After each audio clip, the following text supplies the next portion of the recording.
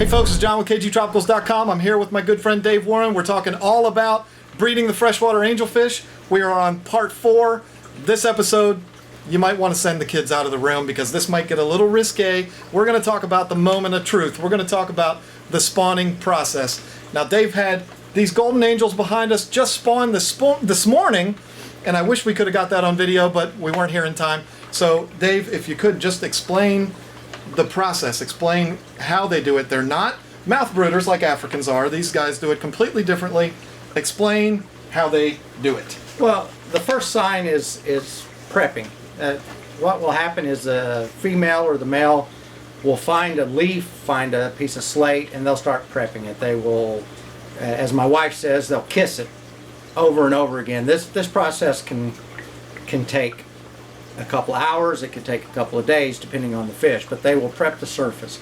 Once the surface is ready, then the female will start at a certain level and just go up and lay eggs. The male will follow behind her, fertilizing. So she'll do one row, move over and start a second row, and he'll come in and start fertilizing the first row. And that'll go on. The spawning can take, it can take a while. So the difficult thing is knowing when to go in and collect the eggs.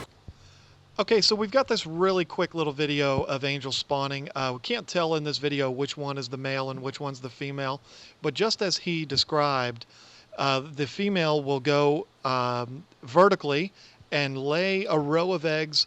The male will follow behind her and in the same motion fertilize the eggs. You can also see that the one of the parents will actually go down, pick up eggs that have fallen, take them back up, and spit them back in and stick them to the rest of the brood. It's pretty fascinating to watch.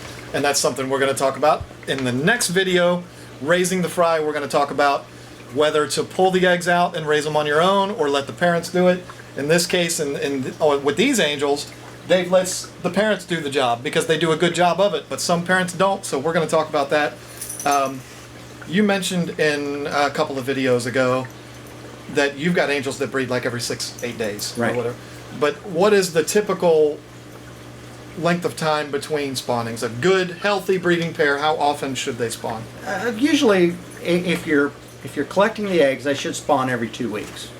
So, I mean, if you look at most books, all the experts are going to tell you that 14 days is a spawning period. If you don't collect the eggs, then that could go a little bit longer, but sometimes they don't spawn at all. That's why these two are so unusual, because they have fry and then they spawn again. But usually, in my experience, if they have fry and they haven't eaten them, they don't spawn as long as they have those fry.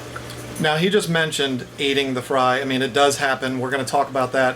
But angels are known, correct me if I'm wrong here, but they're known for being good parents. I mean, for the most part. That is true, except the closer you get to wild, the better the parents they are. But unfortunately, in today's breeding societies, they breed for genetic traits, for looks, for shape, for size, and they literally breed out the parenting. So most commonly purchased from your mega pet stores, you're going to get fish that have no idea how to raise babies. So what you'll find is they'll lay eggs and they'll eat the eggs. Sometimes the eggs won't even get to wigglers. And it's the exact same story with Africans. They are the same way. That's why we strip our African cichlids. Removing the eggs from your breeding tank with your breeding pair is the same thing. You're doing that so that it basically takes the parenting of the eggs out of the equation, and the breeders start to process immediately that it's time to start spawning again, because they don't have to think about parenting the eggs. So when you're wanting to get a lot of fry, removing them from the tank would make the most sense. I mean, if you're doing this for fun and you're not trying to make any money and you just want to watch the whole process, then it's probably let them have a shot at it at parenting their fry on their own, I would think. And another aspect of angelfish is if you can teach the parents to raise the fry, then the fry, when they grow up, they will know how to rear their own. Great point. I love it.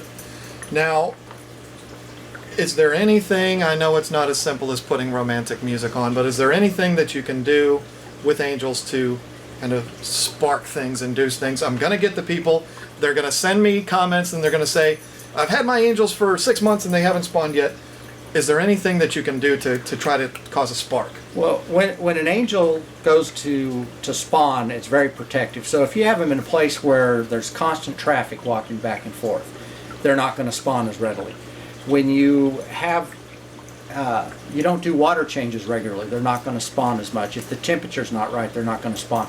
If you have too much light, they're not going to spawn.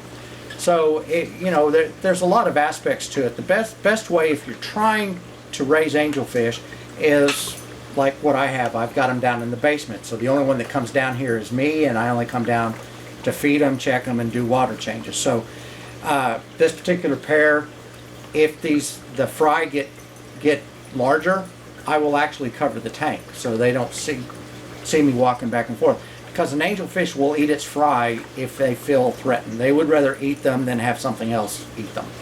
Never really understood the psychology behind that, but I know that that's a fact. They think of it as a security thing. Right. They're protecting their fry by eating them. It's very strange. Now, what is the typical size batch that you can expect? It's hard to say. We actually counted a couple of batches. My black lace angels, the average batch is between 2 and 350 fry. Most of the others, it's a more manageable number in the 100, 120, 150. We do, when I say we, my wife helps me, but we do go through, and if we have eggs that are not viable, we will remove them. So, that keeps our numbers up. But we usually have a pretty good success rate, not in the high 90s. But I guess you could say the number of eggs are going to be relevant to the type of angels that you have. When you said remove the eggs, you're talking about they start to fungus, so you remove the whole batch, or you're removing individual we eggs? remove individual eggs. How do you do that? It's real scientific. I've got a little eye dropper. I get down there and I just suck them right off. The man's a genius. All right, last question. They spawned. They've done it. We're at the moment that we are here.